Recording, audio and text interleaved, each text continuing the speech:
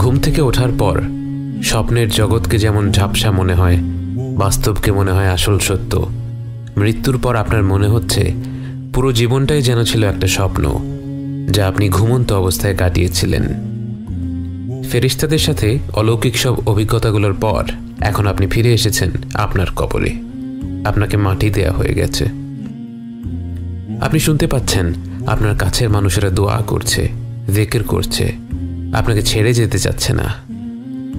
কিন্তু আপনিও জানেন, তারাও জানে, তাদেরকে যেতেই হবে। প্রত্যেক মানুষকে তার ব্যক্তিগত পথ পাড়ি দিতেই হবে। কবরস্থান থেকে প্রস্থান করা শেষ মানুষটির পদধ্বনি আপনার কানে পৌঁছয়। এরপর সব নিশ্চুপ। একটি মুহূর্ত পার হলো না সারা দিন পার হয়ে গেল বোঝা গেল না, কারণ এই জগতে সময়ের হিসাব মেলানো কষ্ট। হঠাৎ করেই আপনি অনুভব করলেন আপনার কবরটা ছোট হয়ে আসছে, মাটি আপনাকে চেপে ধরছে। চিৎকার করে ওঠার আগেই মাটি আপনাকে এমনভাবে চেপে ধরল, আপনার মনে হলো আপনার দেহের প্রতিটি অঙ্গ মিলেমিশে একাকার হয়ে গেছে। এরপরেই আপনাকে মাটি ছেড়ে দিল। এটা কি কবরের আযাব ছিল? আপনি কি তাহলে শাস্তি পাওয়া মানুষদের দলে? আপনার মনে পড়ল রাসূল সাল্লাল্লাহু আলাইহি ওয়াসাল্লামের সেই কথাগুলো। তিনি বলেছিলেন, যদি মাটির এই চাপ থেকে কেউ বাঁচত, সে হতো সাদ ইবনে মুআদ রাদিয়াল্লাহু আনহু।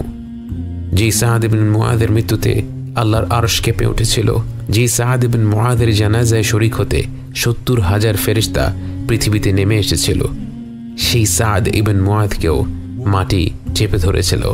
কারণ এটাই আল্লাহর হুকুম, আমরা মাটি থেকে এসেছি, আবার মাটিতেই মিশে যাব। এরপর আপনাকে উঠিয়ে বসানো হলো।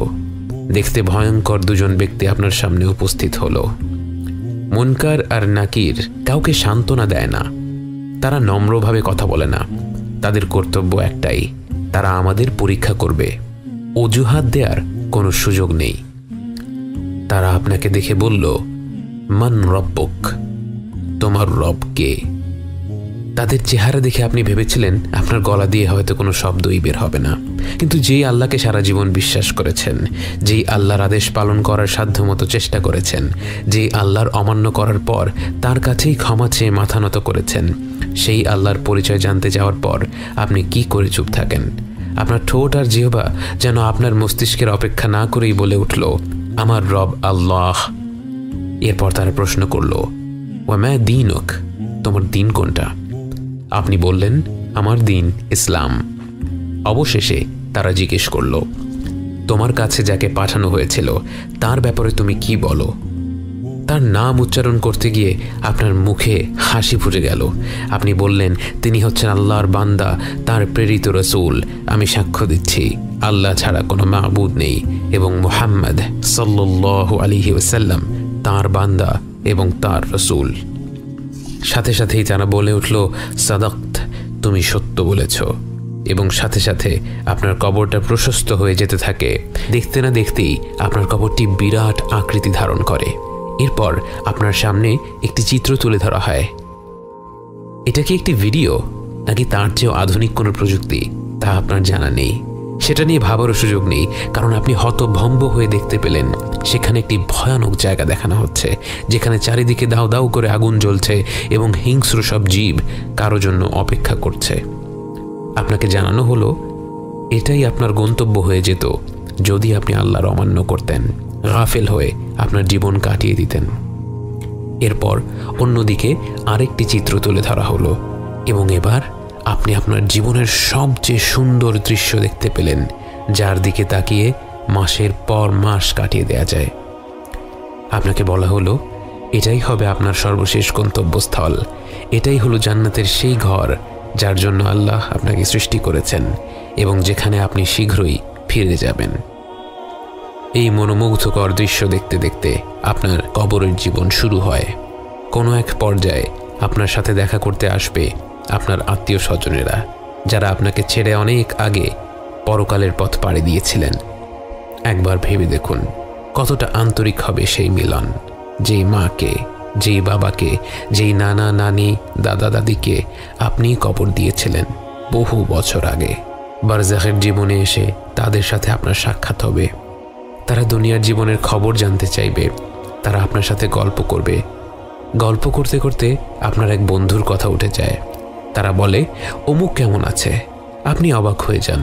আপনি বলেন, অমুক তো আরও 3 বছর আগেই মারা গেছে, কেন তোমরা কি তার দেখা পাওনি? সবাই চুপ হয়ে যায়। সবাই বুঝতে পারে আপনার সেই বন্ধুটি ঈমান নিয়ে মৃত্যুবরণ করতে পারেনি, কবরের আযাব থেকে নিজেকে মুক্ত করতে পারেনি।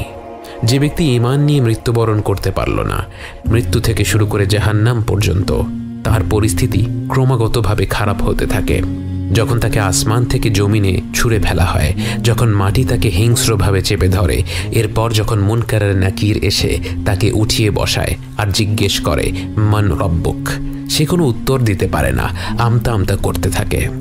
তাকে বলা হয় মা দীনুক, আবারও সে আমতা আমতা করতে থাকে, কোনো উত্তর দিতে পারে না। তাকে প্রশ্ন করা হয় রাসূল সাল্লাল্লাহু আলাইহি ওয়াসাল্লামকে নিয়ে, তার ব্যাপারে সে কি জানে। সে অনিশ্চিত হয়ে বলে, আমি শুনেছিলাম লোকে এই বলতো।